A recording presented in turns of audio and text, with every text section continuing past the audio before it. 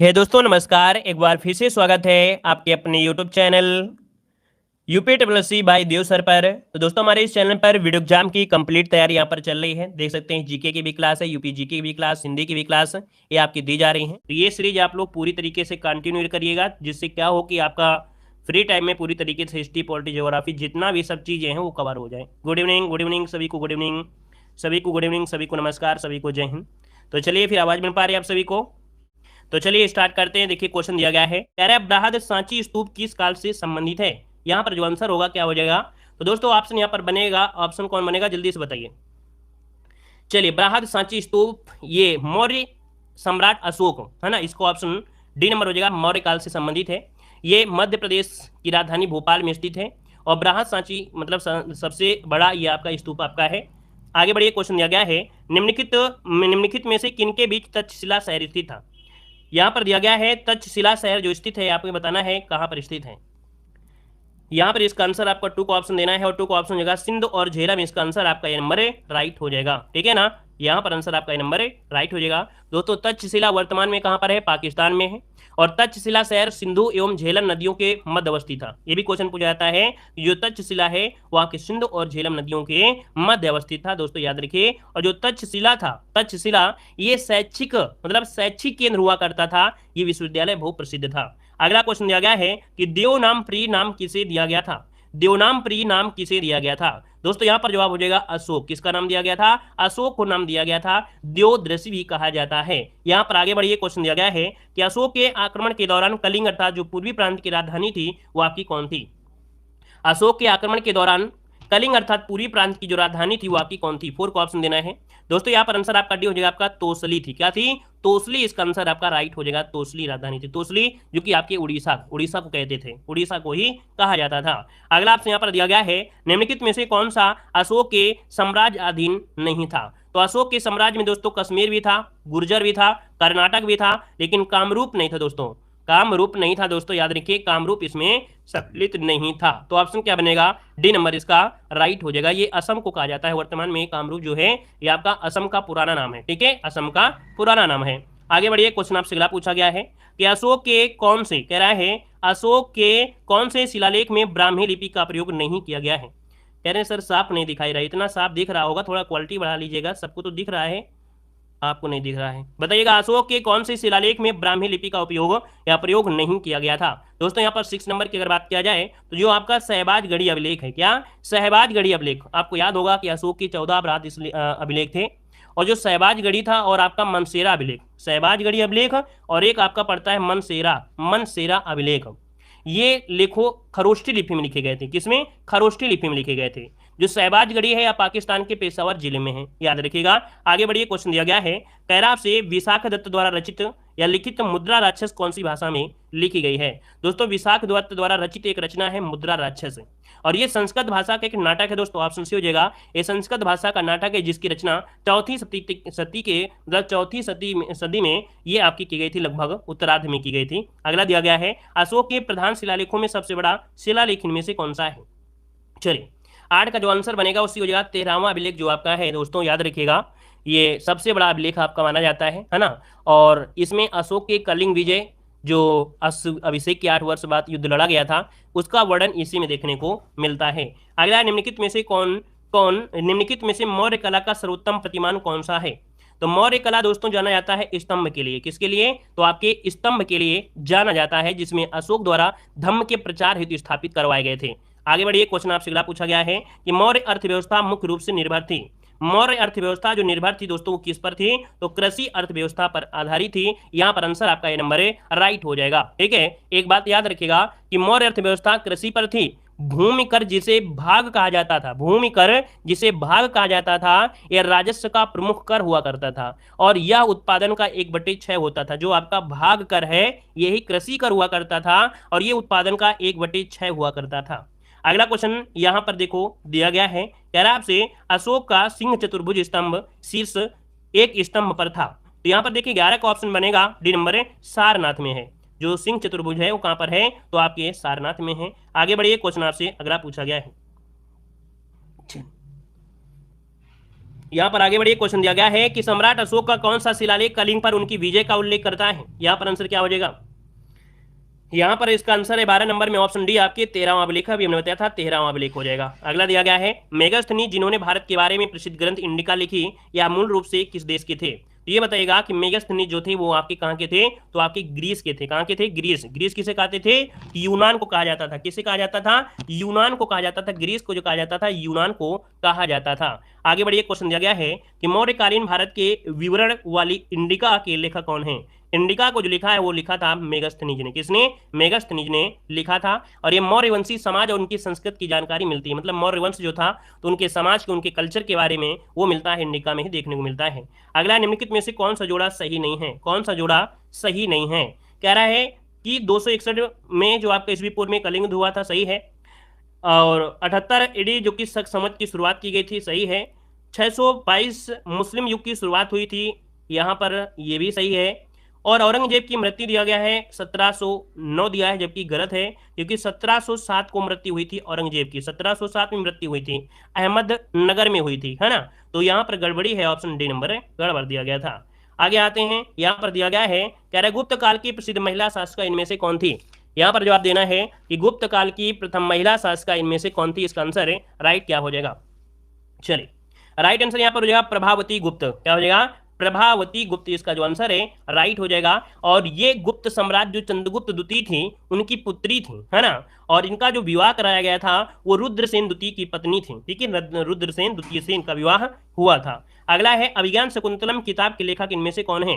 अभिज्ञान शकुंतलम किताब के लेखक पूछा गया है दोस्तों। यहाँ पर आंसर आपका हो जाएगा कालिदास, इसका आंसर है राइट हो जाएगा। इनके और भी रचनाएं देखने को मिलती हैं, है ना। रघुवंशम, कुमार संभव, मेघदूतम, ऋतु संहार, ये कालिदास की बहुत ही महत्वपूर्ण रचनाएं हैं। आगे बढ़िए, क्वेश्चन दिया गया है कि खगोलविद वराह मिहिर और कवि कालिदास किसके दरबार के हिस्सा हुआ करते थे? तो ये थे आपके विक्रमादित्य, जो कि ऑप्शन यहाँ पर नंबर राइट हो जाएगा। विक्रमादित्य के नाम से जाना जाता था किसे? तो चंद्रगुप्त द्वितीय को विक्रमादित्य के नाम से जानते थे, और इन्हीं के दरबार में ही 9 रत्नों में से ये आपके थे, है ना। आगे बढ़िए, क्वेश्चन आपसे अगला पूछा गया है, यहाँ पर दिया गया है कि चंद्रगुप्त मौर्य के इस प्रसिद्ध राजनीतिक सलाहकार को निम्नलिखित सभी नामों से जाना जाता था इसके अलावा। मतलब चंद्रगुप्त मौर्य के ये प्रसिद्ध राजनीतिक सलाहकार कौन थे?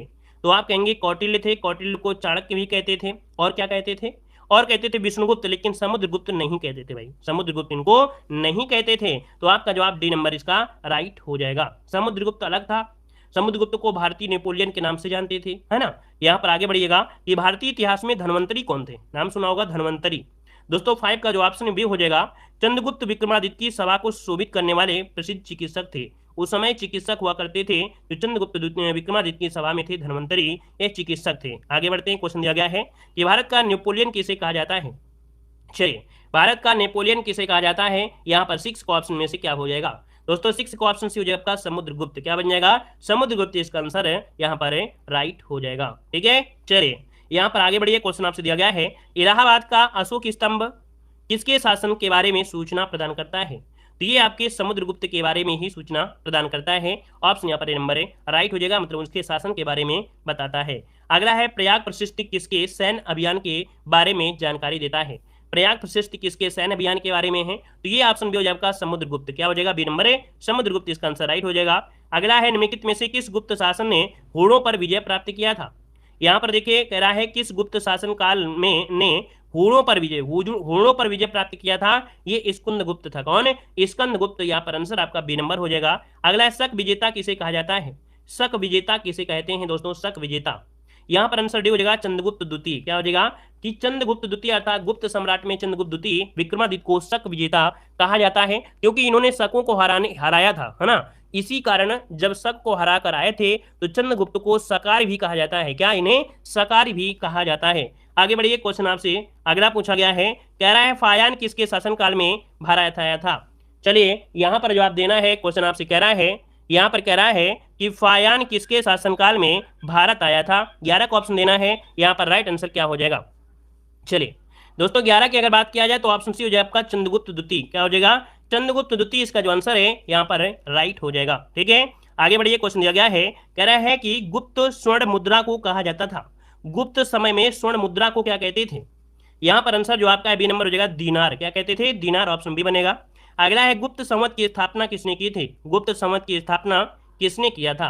तो यहाँ पर देखिए गुप्त संवत की स्थापना ये किसने किया था? तो आप कहेंगे चंद्रगुप्त प्रथम ने किया था। किसने? चंद्रगुप्त प्रथम ने किया था 300 ईस्वी में। आगे बढ़िए, क्वेश्चन दिया गया है सती प्रथा का जो अभिलेख है ये साक्ष्य कहाँ से प्राप्त होता है? सती प्रथा का अभिलेखी साक्ष्य कहाँ से मिलता है? तो ये मिलता है आपके एरण अभिलेख से। कहाँ से मिलता है? तो आपके एरण अभिलेख से प्राप्त होता है। और ये अभिलेख 510 ईस्वी का है, जिसमें गोपराज नामक सेनापति की पत्नी के सती होने का साक्ष्य यहीं से मिलता है। अगला क्वेश्चन दिया गया है कि गुप्त काल में भूमि राजस्व की दर क्या थी? गुप्त काल में भूमि राजस्व की दर जो थी वो आपकी थी दोस्तों उपज का छठा भाग। क्या? उपज का छठा भाग इसका आंसर है, राइट हो जाएगा, सी नंबर है, राइट हो जाएगा। ठीक है, आगे बढ़िए, क्वेश्चन आपसे अगला पूछा गया है वह स्थल जहां हर्षवर्धन ने बौद्ध महासम्मेलन का आयोजन किया था। वह स्थल जहां हर्षवर्धन ने बौद्ध महासम्मेलन का आयोजन किया था, यहां पर आंसर क्या बनेगा? चलिए भाई, यहां पर आंसर दीजिएगा सभी लोग, यहां पर जवाब दीजिएगा, क्योंकि टॉपिक आपका हर्षवर्धन शुरू हो गया है। और यहां पर जो आंसर बनेगा वो आपका बनेगा बी नंबर, प्रयाग। क्या हो जाएगा? प्रयाग, इसका आंसर आपका बी नंबर है, राइट हो जाएगा, प्रयाग हो जाएगा। भाई यहाँ पर वह स्थल जहां हर्षवर्धन ने महासम्मेलन किया था तो प्रयाग में किया था। सारनाथ क्यों जवाब दे रहे भाई? यहाँ पर जवाब हो जाएगा क्या आपका? ये हो जाएगा, प्रयाग हो जाएगा। आगे बढ़िए, क्वेश्चन दिया गया है कादंबरी के लेखक, यहाँ पर बताना है कादंबरी के लेखक कौन थे? तो संस्कृत भाषा के कवि और गद्य लेखक थे बाणभट्ट।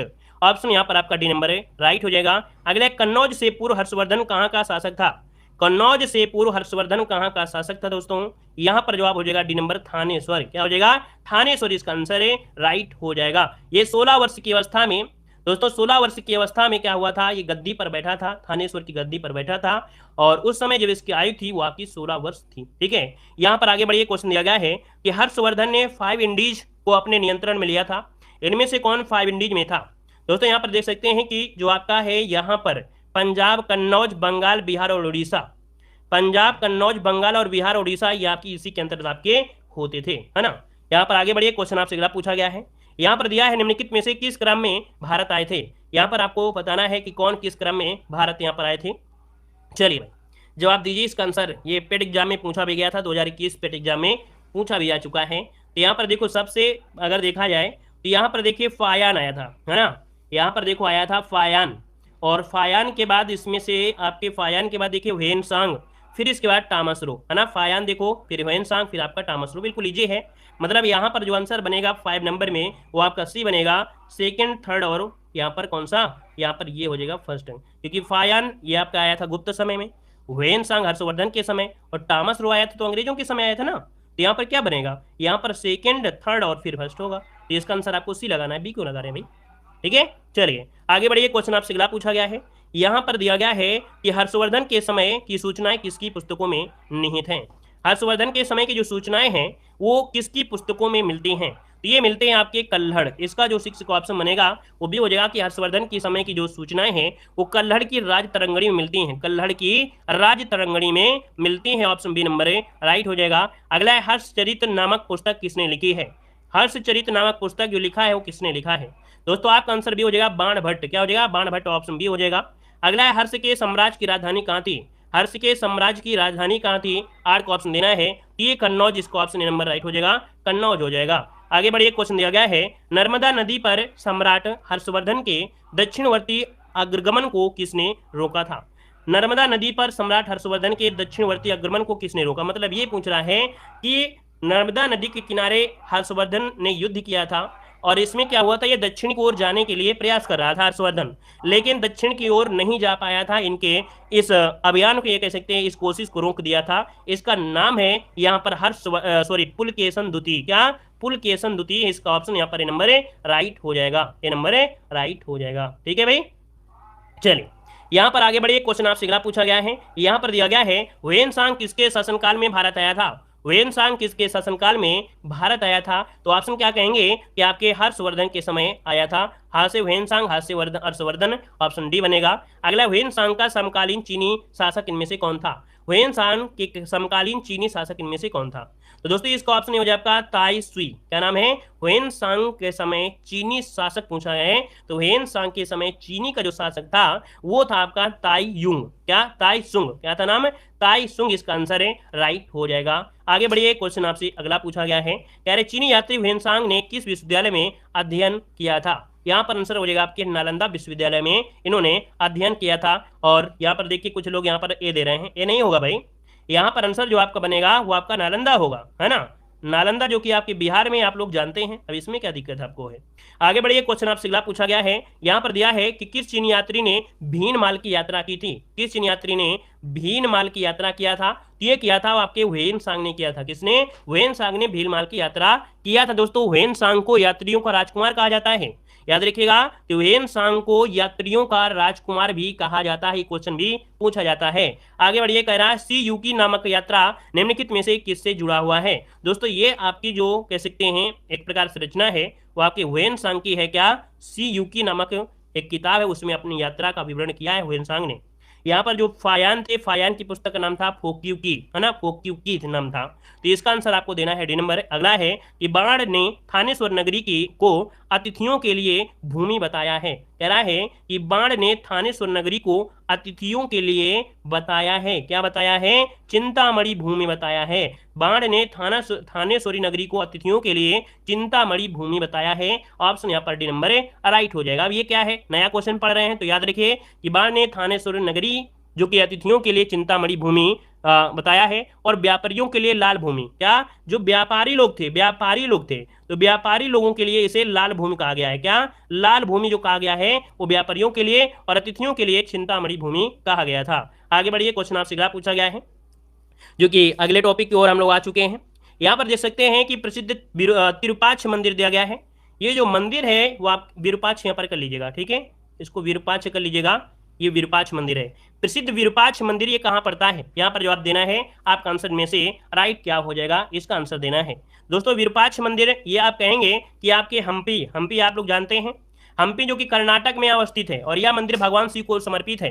तुंगभद्रा नदी के दक्षिणी किनारे पर स्थित है। ऑप्शन सी नंबर राइट हो जाएगा। आगे बढ़िए, क्वेश्चन दिया गया है कि सिंचाई के लिए 16 मील लंबी चोल झील का निर्माण इनमें से किस चोल शासक ने करवाया था? तो चोल झील का निर्माण करवाया था वो आपके राजेंद्र प्रथम ने करवाया था। ऑप्शन यहाँ पर नंबर राइट हो जाएगा। अगला क्वेश्चन दिया गया है कि जयचंद के विश्वासघात के कारण पृथ्वीराज चौहान की पराजय हुई। कालांतर में जयचंद कहां और कब मारा गया था? दोस्तों चंदावर का युद्ध हुआ था, और चंदावर के युद्ध में यहाँ पर कह सकते हैं कि आपके जयचंद की मृत्यु हुई थी, है ना। चंदावर का युद्ध हुआ था आपके 1194 में। कब? 1194 में। लेकिन ये एग्जाम के समय जब ये क्वेश्चन पूछा गया था तो 1 नंबर सबको दिया गया था। तो अब जो आपका आएगा ऐसी गलती अब आयोग नहीं करेगा, है ना।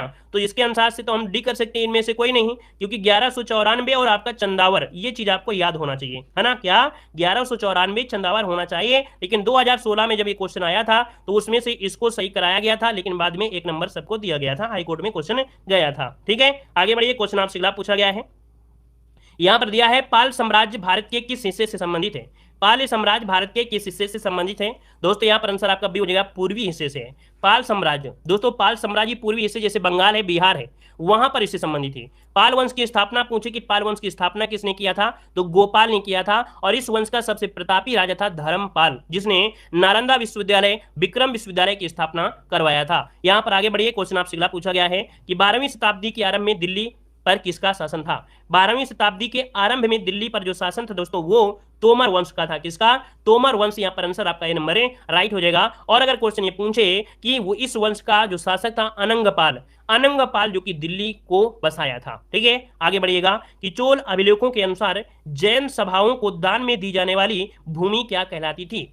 यहाँ पर जैन सभाओं को दान में दी जाने वाली भूमि जो थी उसे कहते थे पल्ली छद्दानम। क्या बोलते थे? पल्ली छद्दानम। इसका जो ऑप्शन है यहाँ पर सी नंबर राइट हो जाएगा। ठीक है, अगर पूछ लेता है, अगर पूछ ले कि ब्राह्मणों को दान में दी जाने वाली भूमि को क्या कहते थे? तो उसे कहते थे बिल्लव गाय। ये ब्राह्मणों को दी जाने वाली आपकी जगह थी। वहीं पर अगर आपसे पूछे कि स्कूलों के लिए, तो स्कूलों को या विद्यालय की व्यवस्था के लिए दान में दी जाने के लिए साला भोग कहते थे। ये विद्यालय के लिए है, विद्यालय के लिए दान में देते थे तो साला भोग। तो तीनों पॉइंट आपको याद हो गए होंगे, है ना। आगे बढ़िए, क्वेश्चन आपसे अगला पूछा गया है, पाल वंश का पहला शासक इनमें से कौन था? पाल वंश का पहला शासक दोस्तों ये माना जाता है आपका गोपाल। कौन है? गोपाल। इसका आंसर है राइट हो जाएगा। अगला दिया गया है चरक संहिता संबंधित है। चरक संहिता संबंधित है। दोस्तों 8 को ऑप्शन देना है, तो ये हो जाए आपके चिकित्सा, क्या हो जाएगा, चिकित्सा से संबंधित है, ऑप्शन बी हो जाएगा। अगला है खजुराहो का जो कंदरिया महादेव का मंदिर है वो किसने बनवाया था। खजुराहो का कंदरिया महादेव का मंदिर बनवाया वो किसने बनवाया था। दोस्तों ये है आपके चंदेल राजाओं ने बनवाया था, मतलब यहाँ पर आंसर आपका बनेगा डी नंबर, राइट हो जाएगा, चंदेल राजा ने बनवाया था। ठीक है, ये मध्य प्रदेश के छतरपुर जिले में स्थित है खजुराहो का मंदिर। और अगला क्वेश्चन दिया गया है, खजुराहो का मांगतेश्वर मंदिर किसको समर्पित है। खजुराहो का मांगतेश्वर जो मंदिर है ये आपके समर्पित है भगवान शिव को। किसको, भगवान शिव को समर्पित है। और यह मंदिर राजा धंग के काल में निर्मित हुआ था। किसके, राजा धंग के काल में निर्मित हुआ था। और इस मंदिर का निर्माण हुआ है नागर शैली में। किस शैली में, तो नागर शैली में किया गया है। अगला क्वेश्चन दिया गया है, एलिफेंटा के प्रसिद्ध शैल को काटकर बनाए गए मंदिरों का श्रेय किसको जाता है। एलिफेंटा के प्रसिद्ध शैल को काटकर बनाए गए मंदिरों का श्रेय जाता है, वो जाता है आपके राष्ट्रकूटों को। किसको, राष्ट्रकूटों ने निर्माण करवाया था। और यहां पर देखा होगा कि यहां सबसे प्रसिद्ध मूर्ति शिव की प्रतिमा प्राप्त हुई है। और आगे बढ़िए, क्वेश्चन दिया गया है, एलोरा गुफाओं का निर्माण किसने करवाया था। एलोरा गुफाओं का निर्माण करवाया था तो आपके राष्ट्रकूटों ने ही करवाया था। ये आपके औरंगाबाद जिले में स्थित दोस्तों एलोरा की गुफाएं। ठीक है, आगे बढ़िए, क्वेश्चन दिया गया है, कोणार्क का सूर्य मंदिर किसने बनवाया था। कोणार्क का सूर्य मंदिर किसने बनवाया था। यहाँ पर आंसर आपका बनेगा ए नंबर है, नरसिंह देव वर्मन जो आपके हैं। और ये उड़ीसा के पुरी में स्थित है आपका कोणार्क का जो सूर्य मंदिर है, भगवान सूर्य को समर्पित आपका है। और इसे काला पैगोंडा के नाम से भी जाना जाता है, काला पैगोंडा के नाम से भी जानते हैं। लिंगराज मंदिर कहाँ पर अवस्थित है दोस्तों, तो लिंगराज मंदिर आपके कहाँ पर है, भुवनेश्वर में। कहाँ पर है, तो आपके भुवनेश्वर में है, भुवनेश्वर इसका आंसर है, राइट हो जाएगा। और ये नागर शैली में निर्माण हुआ है। अगला है, भुवनेश्वर तथा पुरी के मंदिर किस शैली में निर्मित है। भुवनेश्वर और पुरी के मंदिर एक किस शैली में है। नोट करिएगा कि जैसे आपका लिंगराज मंदिर हो गया, पुरी का जगन्नाथ मंदिर हो गया, कोणार्क मंदिर है, ये सभी कैसे हैं, ये सूर्य मंदिर नागर शैली में है। तो यहाँ पर आंसर आपका हो जाएगा ए नंबर हो जाएगा, ये नागर शैली में है। चाहे आपका कोणार्क का सूर्य मंदिर हो या आप कह सकते हैं कि अभी लिंगराज मंदिर हो गया, है ना, तो ये जो मंदिर आपके हैं वो नागर शैली में ही है। तो चलिए फिर, सभी को धन्यवाद, सभी को जय हिंद, सभी को वंदे मातरम।